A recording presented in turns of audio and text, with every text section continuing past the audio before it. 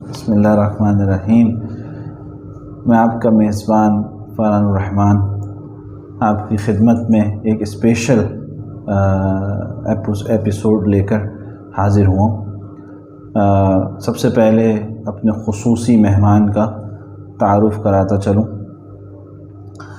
حضرت مفتی صاحب مفتی ابراہیم صاحب جو ہیں وہ ممبر ہیں دارالفتہ دارالعلوم کراچی کے اور چیئرمین شریعہ بورڈ یو بی ایل کے، اور بھی حضرت مفتی صاحب جو ہیں وہ دوسرے جو بینکس ہیں، اسلامی بینکس ہیں، ادارے ہیں، اس میں خدمات انجام دے رہے ہیں، اور صرف پاکستان میں ہی نہیں بلکہ انٹرنیشنلی جو ہیں وہ ماشاءاللہ اپنی خدمات انجام دے رہے ہیں۔ مفتی ابراہیم صاحب ماشاءاللہ ابھی حال میں ہی امریکہ تشریف لائے، اور میرا تعلق بھی امریکہ سے ہے، تو میں نے یہ سوچا کہ ماشاءاللہ کہ ان کے ساتھ ایک اسپیشل جو ہے وہ ایپیسوڈ کرنی چاہیے، جس سے مجھے سب سے پہلے فائدہ ہو اور پھر ہمارے سننے والوں کو فائدہ ہو۔ تو آج انشاءاللہ تعالی ان سے اہم ہم سوال کریں گے۔ امید ہے کہ انشاءاللہ ہم سب کو بہت فائدہ ہوگا۔ السلام علیکم ورحمۃ اللہ وبرکاتہ۔ وعلیکم السلام، بہت شکریہ۔ جزاک اللہ خیر۔ حضرت مفتی صاحب کیسے ہیں آپ؟ جی الحمدللہ، اللہ کا بہت فضل ہے، آپ کا بہت شکریہ۔ آپ پاکستان اور کراچی تشریف لائے اور ہمیں موقع دیا، جزاکم اللہ خیرہ۔ میں دل سے مشکور ہوں، اور الرحمن اکیڈمی کی طرف سے بھی، کہ حضرت مفتی ابراہیم صاحب نے، حالانکہ اتنے بیزی رہتے ہیں، جو پرسنلی طور پر مجھے ان کی روٹین معلوم ہے، اتنے بیزی رہتے ہیں لیکن اتنے ہمبل ہیں کہ میں نے کل ہی دعوت دی اور آج یہ تشریف لیا ہے۔ یہ ان کی محبت ہے، اللہ ان کو اس کی جزا عطا فرمائے۔ حضرت پہلا سوال یہ کرنا چاہوں گا آپ سے کہ آپ ماشاءاللہ ابھی کچھ مہینوں پہلے امریکہ تشریف لائے، اور آپ نے اس کے بہت فوائد بھی ہمیں بتائے ماشاءاللہ، اور آپ نے بھی بتایا کہ آپ کا سفر ماشاءاللہ کئی ملکوں میں ہو چکا ہے، لیکن جو جذبہ آپ نے امریکہ میں دیکھا وہ جذبہ آپ نے کہیں اور اتنا نہیں دیکھا۔ حضرت مفتی صاحب پہلا سوال آپ سے یہ ہے کہ امریکہ میں لوگوں کا دینی جذبہ کیسا ہے؟ جی بسم اللہ الرحمن الرحیم، بہت شکریہ۔ جب میں امریکہ جا رہا تھا تو 15 دنوں کا سفر طے تھا، اور جانے سے پہلے میں یہ سوچ رہا تھا کہ 15 دن کافی زیادہ ہیں، کیونکہ وہاں پر جن مساجد میں، اسلامک سینٹرز میں میرے پروگرام تھے، اس کے علاوہ بھی کافی دن تھے ایسے تھے جو بچ رہے تھے، اور کچھ میٹنگز تھی اسلامک فائنینس کے حوالے سے، لیکن اس کے علاوہ بھی کافی وقت ایسا تھا جو میں سوچ رہا تھا کہ شاید یہ زیادہ ہے۔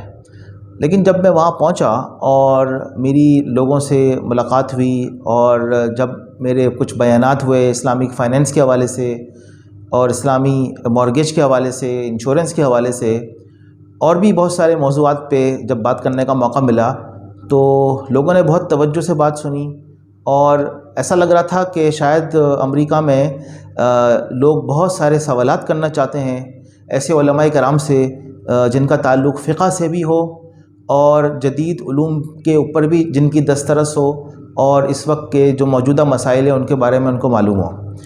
تو اس وجہ سے میں بہت ہی امپریس ہوا، یہاں تک کہ 2 ہفتے میں نے اتنے مصروف گزارے کہ مجھے یہ پتہ نہیں چلتا تھا کہ کب صبح ہو رہی ہے اور کب رات ہو رہی ہے۔ اتنی زیادہ لوگوں میں طلب، بہت سارے ملکوں میں گیا ہوں، لیکن جتنی طلب میں نے امریکہ کے مسلمانوں میں دیکھی، نہ صرف پاکستانی بلکہ انڈینز، بنگلہ دیشی، یہاں تک کہ عرب، اسی طریقے سے جو افریقن اور صومالین کمیونٹی، سب کے پاس میرا جانا ہوا، اور سب میرے پاس آتے رہے۔ تو اتنی طلب میں نے کسی اور جگہوں پر نہیں دیکھی۔ میں یہ سمجھتا ہوں کہ وہاں پر ایک بہت بڑا میدان ہے، لوگوں پہ کام کرنے کی ضرورت ہے، اور لوگوں کو صحیح رہنمائی فراہم کرنے کی ضرورت ہے۔ ماشاءاللہ ماشاءاللہ۔ مجھ سے اب دوسرا سوال آپ سے یہ ہے کہ اسلامی اسکول میں کیا وافر، وہاں جو آپ نے دیکھا، کیا یہ وافر مقدار میں ہیں، یا آپ نے اس میں کہیں کمی پائی، یا آپ جا کر جس اسٹیٹ میں آپ سیاٹل میں گئے تھے وہاں سے آپ مطمئن ہوئے؟ تو اس کے بارے میں کچھ بتائیے ہمیں۔ میں 2 اسٹیٹس میں جانا ہوا میرا، اور معلومات تو میں نے باقی اسٹیٹس کے بارے میں بھی لیں، تو یہ بات بہت شدت سے محسوس ہوئی کہ اسلامک اسکول بہت کم ہے، جتنی ضرورت ہے اتنی ضرورت بالکل پوری نہیں کر رہے ہیں۔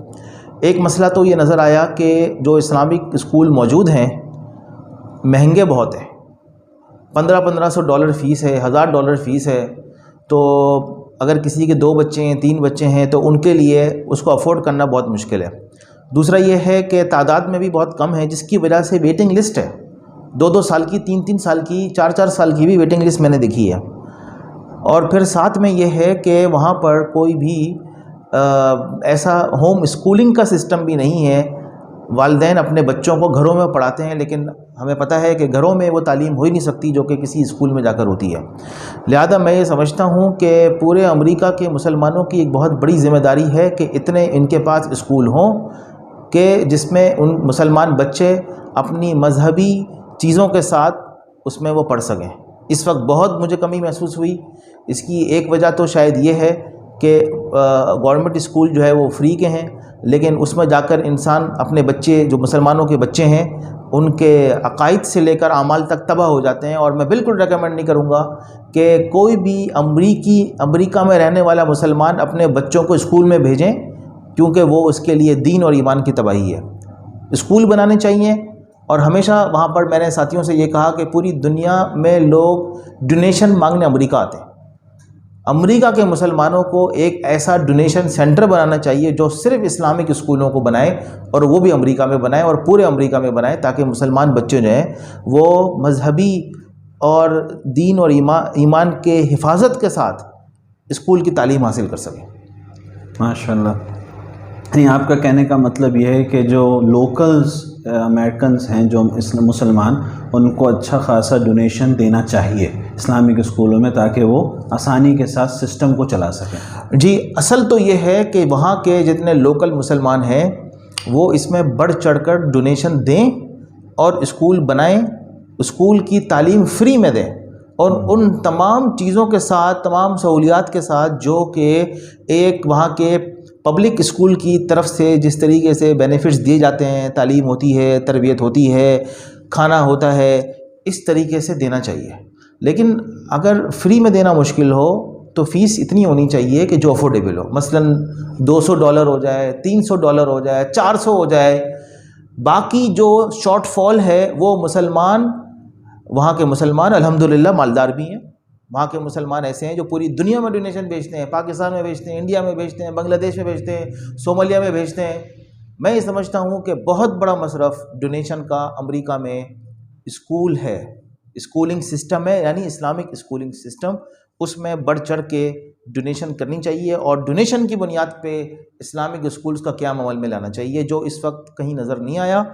کمرشل اسکول ضرور ہیں، تو وہ بھی اسلامک اسکول کمرشل ہیں، لیکن یہ ہے کہ اس کی بہت ضرورت ہے کہ ڈونیشن بیس اسکول قائم کیے جائیں. ڈونیشن سے مراد یہ نہیں ہے کہ زکوٰۃ ہی ہو، صرف جو مستحق طلباء ہیں وہ ضرور زکوٰۃ سے پڑھیں، لیکن جو مستحق نہیں ہے وہ ڈونیشن سے پڑھیں، اور ڈونیشن تعلیم کے لیے لی جا سکتی ہے، دی جا سکتی ہے. ماشاء اللہ ماشاء اللہ. ادھر میں بھی تھوڑا سا ایڈ کرتا چلوں مفتی صاحب، کیونکہ میرا بھی تعلق وہاں سے ہے، امریکہ سے. تو مفتی صاحب نے صحیح فرمایا کہ اس وقت اسلامک اسکول کی بہت ہی ضرورت ہے، خاص طور پہ جو آج کل سیم جینڈر میریجز جو پرابلم چل رہا ہے، اور جو وہ ایجوکیشن اب ہمارے معصوم بچوں کو دے رہے ہیں اسکولوں میں، جو عام اسکول ہوتے ہیں امریکنز کے. تو اس وجہ سے بھی ماشاءاللہ ویسے کافی مسلمانوں کا رجحان جو ہے وہ اسلامک اسکولوں کی طرف ہوا ہے. لیکن جیسے حضرت مفتی صاحب فرما رہے ہیں کہ بھائی جو ہے ہمیں جو لوکلز ہیں ان کو فکر کرنی چاہیے، جن کو اللہ پاک نے جو ہے وہ پیسے دیے ہوئے ہیں، وہ اچھے ڈونیشن کریں اور سب کریں تاکہ وہاں اسلامک اسکول اور جو ہیں وہ بن سکیں. ماشاء اللہ. حضرت آپ کی خدمت میں اگلا سوال یہ ہے کہ تھوڑا اسلامک فائنینس سے، کہ مورگیج کے بارے میں کیا خیال ہے؟ کیونکہ آپ کا ماشاءاللہ اتنی میٹنگز ہوئی ہیں، اور صرف یہ نہیں کہ آپ وہاں گئے تو میٹنگز میں، بلکہ آپ تو ماشاءاللہ اس سے پہلے سے ہی یہاں سے میٹنگز کنڈکٹ کرتے ہیں، اور آپ کا 1-2 ادارے سے وہاں تعلق بھی ہے اور اس کے ایڈوائزر بھی ہیں. تو آپ وہاں کی مارکیٹ کو، وہاں کے لوگوں کو، وہاں کے سسٹم کو میرے خیال آپ سے بہتر کون سمجھتا ہوگا اسلامک فائنینس کے حوالے سے. تو آپ کیا خیال کرتے ہیں وہاں مورگیج کے بارے میں؟ مارگیج وہاں پر جو نارمل جو مارگیج جو حکومت کی طرف سے وہاں کے بینکوں کی طرف سے فائنینشیل انسٹیٹیوشنز کی طرف سے دیا جا رہا ہے وہ تو کنونشنل مارگیج ہے اور اس کی بنیاد سود کے اوپر ہے اور وہ بالکل جائز نہیں ہے. یہ بات بالکل مسلمانوں کے لیے واضح ہونی چاہیے کہ سودی معاملہ بالکل جائز نہیں ہے. چاہے آپ کسی مسلمان ملک میں سودی معاملہ کریں یا آپ کسی غیر مسلم ملک میں سودی معاملہ کریں, سود گناہ ہے, حرام ہے, ناجائز ہے. چاہے وہ امریکہ میں کوئی سود کا معاملہ کرے, اور بہت سے لوگ کہتے ہیں کہ جی ایک گھر کے لیے سودی معاملہ کرنا جائز ہے, اس کا شریعت سے کوئی تعلق نہیں ہے. ایک گھر کے لیے بھی سودی معاملہ کرنا جائز نہیں ہے کیونکہ سود حرام ہے اور سودی بنیاد پہ مارگیج لینا بالکل جائز نہیں ہے. یہ تو مسئلہ ہے مارگیج سے متعلق جو کہ کنونشنل مارگیج ہوتا ہے. ایسا نہیں ہے کہ اسلام نے اس کا کوئی راستہ نہیں بتایا. اسلام نے مارگیج چونکہ گھر خریدنا, گھر لینا چونکہ ایک ضرورت ہے, اگر کوئی چیز شریعت میں جائز ہوتی ہے, اس کا مقصد جائز ہوتا ہے, تو شریعت میں اس کا کوئی نہ کوئی حل موجود ہوتا ہے. اس کے اوپر ہمیں کام کرنے کی ضرورت ہے اور الحمدللہ وہاں پر کافی کام بھی ہوا ہے. تو اسلامک مارگیج کو ضرور اختیار کرنا چاہیے, اس کو لیا جا سکتا ہے, لیکن کنونشنل مارگیج سے بالکل اپنے آپ کو بچانا چاہیے. چاہے کرائے پر رہا جائے, چاہے جو ہے وہ کسی سے غیر سودی قرضہ لے کر گھر خریدا جائے, لیکن سودی معاملے میں بالکل پڑنا جائز نہیں ہے. جزاک اللہ خیر. اور اگر کوئی یعنی وہاں کوئی ایسی بات بھی کر رہا ہو کہ نہیں بھائی فلاں ریزن کی وجہ سے جو ہے وہ سود لینا کنونشنل بینک سے جائز ہے, تو آپ یہ فرما رہے ہو کسی صورت میں بھی جائز نہیں ہے, جو کنونشنل بینک سے کسی صورت میں بھی انٹرسٹ پہ کام نہیں کیا جا سکتا. جی بالکل جائز نہیں ہے. بہت سے لوگ کہتے ہیں کہ جی وہ سودی معاملہ اگر سود لیا جائے کسی حربی سے, یعنی دارالحرب میں اگر سود لیا جائے تو وہ سود جائز ہوتا ہے. تو ہم یہ عرض کرتے ہیں کہ مارگیج کے اندر آپ سود لیتے نہیں ہیں, آپ سود دیتے ہیں. اگر یہ بات تسلیم بھی کر لیجیے, غلط ہے کہ جی سود لینا درست ہے, لیکن سود دینا تو بالکل ہی جائز نہیں ہے, کسی کے نزدیک جائز نہیں ہے. مارگیج جب کوئی شخص لیتا ہے تو وہ سود لے نہیں رہا ہوتا بلکہ وہ سود دے رہا ہوتا ہے, اور اس کی کسی حال میں کوئی گنجائش نہیں. جزاک اللہ خیر.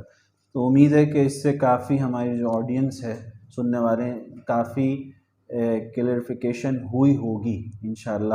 جو ایک امریکہ میں ایک بات کی جاتی ہے اور یہ بھی کی جاتی ہے کہ ایک کان یہاں سے پکڑو وہاں, ایک کان وہاں سے پکڑو. اسلامک مارگیج اور کنونشنل بینک میں کوئی بعض حضرات فرق محسوس نہیں کرتے, تو اس سے مفتی صاحب کے کہنے سے امید ہے کہ کافی کلیئرفیکیشن ہوئی ہوگی.